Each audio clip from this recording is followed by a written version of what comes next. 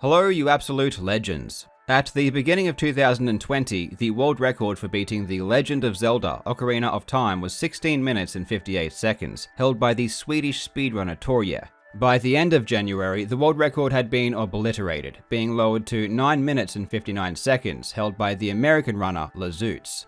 The obvious question is, how on earth can you beat Ocarina of Time in 10 minutes? That seems impossible. The answer is somewhat controversial and has sparked debate about what beating a game even means. Does it mean defeating a final boss? Is the only requirement for the end screen to show up? People are divided on what should classify as a true completion. The world record for beating Ocarina of Time was already ridiculously low, at just under 17 minutes, so obviously some trickery was involved. You couldn't possibly expect someone to visit every dungeon and collect every item in 17 minutes. The old strategy involved warping from the Deku Tree, the very first dungeon in the game, all the way to the very end, just before the climactic fight with Ganon. While players were skipping most of the game's content, at least they actually killed the story's antagonist, which seemingly resolves the plot, albeit in a very creative way. But the new strategy involves forcing the game's end screen to appear prematurely, mimicking the end result, without having to defeat the final boss. And given the fact that the current record is so brief, this can obviously be done very, very early in the game.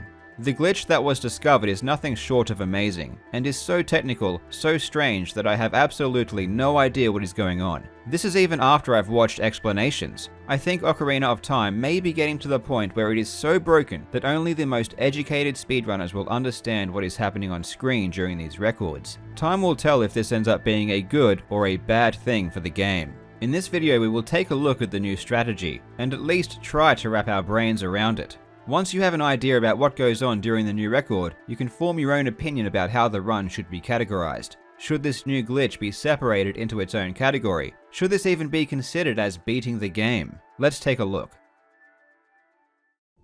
The record for beating Ocarina of Time as quickly as possible has always been pretty broken. Though broken as it may be, it was still a respected speedrun and has facilitated some of the most iconic records of all time. In order to get some context and contrast, I will first briefly cover the old strategy. I want to understand why a run like Narcissa Wright's 1810 is considered one of the greatest speedruns of all time, while the new records are considered by some to be lifeless and boring despite being only a few minutes faster. The thing that used to make Zelda speedruns so short was the wrong warp that enabled players to go from the Deku Tree straight to Ganon's tower, right before the final boss fight. The warp itself is pretty technical, and even though I performed it myself, I still don't know all of the nitty-gritty details about why it works. What I do know is that in order to execute the glitch you need a bottle, and something that can be stored inside of the bottle. This could be a fish or a bug's, but it needs to be something that can be released and recollected. Back in 2014, the fastest known way to collect a bottle was by heading to Kakariko Village and returning all of the chickens to their pen. Leaving Kokiri Forest or the Lost Woods isn't normally possible this early in the game, but several methods were already known to exist, making the task relatively easy. Once the bottle was obtained, there was conveniently a rock nearby that would spawn bugs when picked up. With the bottle and bugs in our possession, all that was left to do was to head to the Deku Tree to perform the wrong warp. The wrong warp requires a blue warp zone to work, which appears after the Deku Tree's mini-boss Goma is defeated. The bottle is now used to perform a glitch called Ocarina Items, which allows Link to play his sword as an ocarina. If done while jumping into the blue warp zone, you can keep control of Link when you should normally be warped away. Then, after some specific movement that changes some inner values, you can exit the room via the door and appear in Ganon's castle. After heading to the base of the tower and watching it collapse, the only thing left to do is to defeat Ganon in a final showdown to save Hyrule and complete the game. Yes, the run was short, but it had structure and a climax that gave it a satisfactory conclusion. Over the next couple of years, new strategies were developed that enabled you to get a bottle inside of the Deku Tree. With these discoveries, it meant that you wouldn't even need to leave Kokiri Forest at all, as the only point of this previously was to collect the bottle. This, in my opinion, is where Ocarina of Time began to lose some of its magic. While the run's length wasn't dramatically shortened, with the new route being around a minute faster, it lacked any of the sense of adventure the previous route offered. Even though it was only for a brief time, the fact that we got to leave the forest, head down Zora's River and out onto Hyrule Field gave the run enough diversity to make it enticing to viewers. Collecting chickens might seem pretty mundane, but at least it was a change of scenery that gave us a break from the green and brown tones we see in the forest. And the town's music gave us a greater sense of nostalgia. Without leaving the forest, the grand nature of the game is minimized and forgotten. But at least we still had a climax, and Ganon still needed to be defeated, though even this has now been stripped away. On the 15th of January, Mr. Cheese uploaded a YouTube video titled Ocarina of Time, Kokiri Forest Credits Warp, RTA Viable N64 version. RTA Viable simply meaning that it would be able to be performed by a human in a regular speedrun. The video is really bizarre to watch and nothing that is happening seems to make any sense. But at the end of a very lengthy setup, the game mysteriously fades out and the credits begin. Though it must be pointed out that the credits don't start from the beginning, but rather midway through. In December, I covered the new Moonwarp in Majora's Mask, which made use of a technique called Stale Reference Manipulation, or SRM for short. This centered around the way you can manipulate the game by getting Link to carry an unloaded object. This is used in the new strategy as well, but the setup to perform the warp is much more complicated. In order to execute the new warp, we need two items, an ocarina and the slingshot. Obtaining the ocarina is easy, we get it automatically when we leave Kokiri Forest and meet Saria on the bridge. Again, this normally isn't possible to do without getting the medallion from the Deku Tree, but there is a very simple way to get past the guard that blocks the exit. Once the new ocarina has been obtained, we make our way into the Deku Tree to get the slingshot. Getting these two items now takes up the bulk of the speedrun. As soon as we leave the Deku Tree with the slingshot in our possession, the setup for the credit warp begins. What follows is a 2-minute long sequence of seemingly random movements and glitches that eventually leads to the game fading out and the credits beginning. The trick hinges around the way you can manipulate the game's code by getting Link to hold an unloaded object, but this isn't the easiest thing to do. After some setup, a crawl space and sign are used to perform a glitch that locks the camera in place. Using the ocarina refocuses the camera, but as soon as the ocarina is put away, the camera returns to the same position.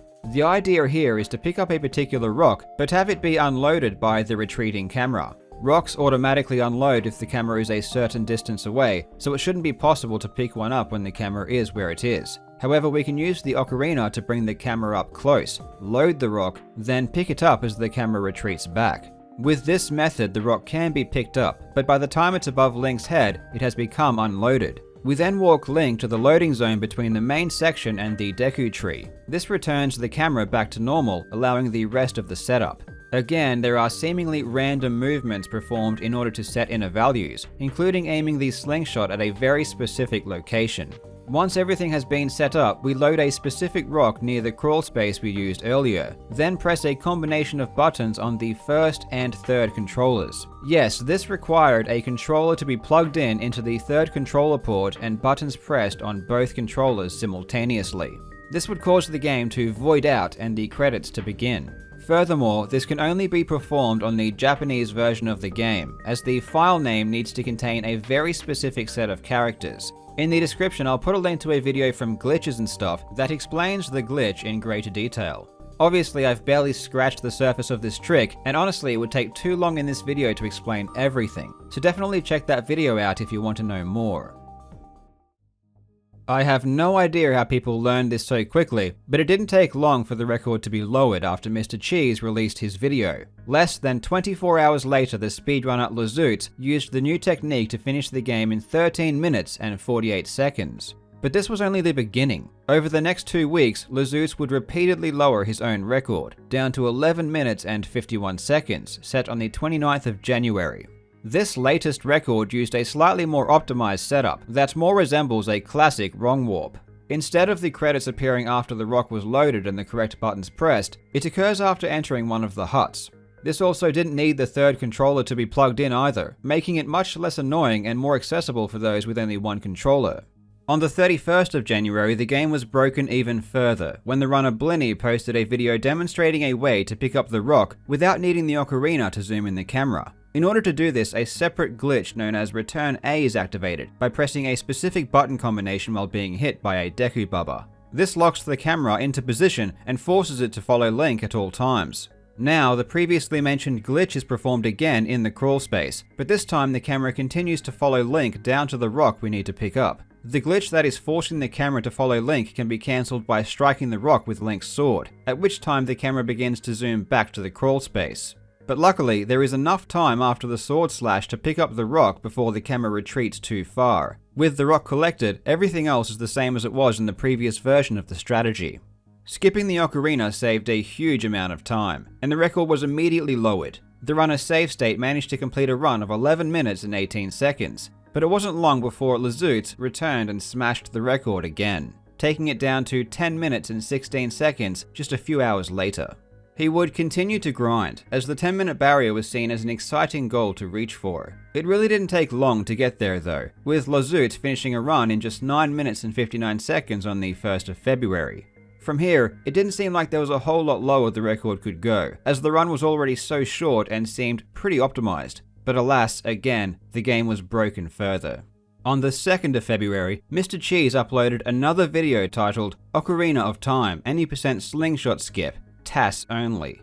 Most of that title is self-explanatory, but the TAS only part is interesting. This implies that it is not feasible for a human to execute in a live run, and would be only possible in theory if you were to use tools that allow you to manually input the perfect controls frame by frame. This theoretical strategy used a different setup that would again use a third controller, which along with a couple of other button inputs, requires a very specific value to be input by the joystick. This joystick value is precise down to the unit, which is essentially the smallest and most precise measurement the joystick can output. The thing that makes it more difficult is that it's not just the direction that needs to be correct, but also the intensity. In theory, one could do 100 runs and try to fluke the value, which I'm sure someone would have done, but the runner's save state had a different idea. He used a tool that would allow him to see the joystick input values, and then used sticky tape and cardboard to create his own custom notch. This notch would allow you to place the joystick in the correct position, eliminating the guesswork. With the notch in place, the input viewer could then be discarded, as the notch would always give the correct value. On the 3rd of February, Save State used his makeshift controller modification to successfully pull off the credits warp without the slingshot or ocarina, and achieved a time of 9 minutes and 39 seconds. This is where things begin to get a bit controversial. The question that arises is, should the use of an input viewer to get the correct value of the control stick before the run affect the legality of the record? Should the work done before the run begins be considered as part of the speedrun itself? Whether or not the custom notch should be allowed is also up for debate. Speedruns that use in-game preparation aren't inherently wrong or bad, but they are usually classified as New Game Plus. Standard speedruns are generally considered to be runs that start from a completely clean slate. But with this new strategy, players have begun to use input viewers to set the value of the control stick beforehand. Since Save State's initial record, the time has been taken drastically lower, now sitting at 8 minutes and 30 seconds achieved by Danny B. Again, this uses preparation and the use of an input viewer to set up the third controller before the run begins. The Ocarina of Time speedrunning community will need to vote on what to do with these new runs, and if there are any new rules or restrictions that need to be implemented. In the meantime, the official record on speedrun.com remains at 9 minutes and 56 seconds by Legend. However, this will obviously change if the new runs are accepted.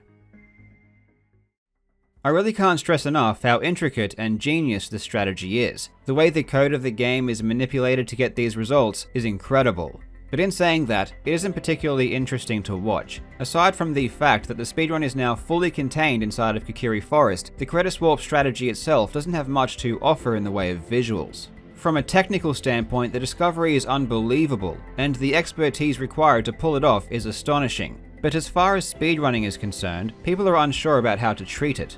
The concern is that the new strategy is not as entertaining to watch or run as the previous strategy, and therefore the game might become less popular as a result. Generally, the way to mitigate these types of problems has been to either ban certain techniques or create new categories. If no new categories were created to compete in, the old strategy of warping from the Deku Tree to Ganon's Tower and fighting with Ganon to finish the game would have no relevant place to exist. This would probably be a huge loss.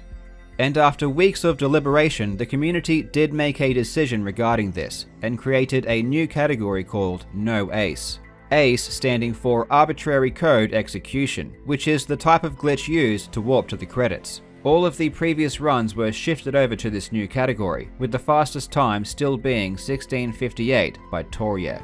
Credit warps like this have already been seen in other games. One of the most famous examples is Super Mario World. This credits warp is extremely brief, allowing you to end the game in only 41 seconds. If you watch those runs, it also looks like a jumbled mess of random actions until the credits begin rolling. However, these types of runs are nowhere near as popular as the regular speedruns. This can be easily shown by the amount of runs submitted to speedrun.com.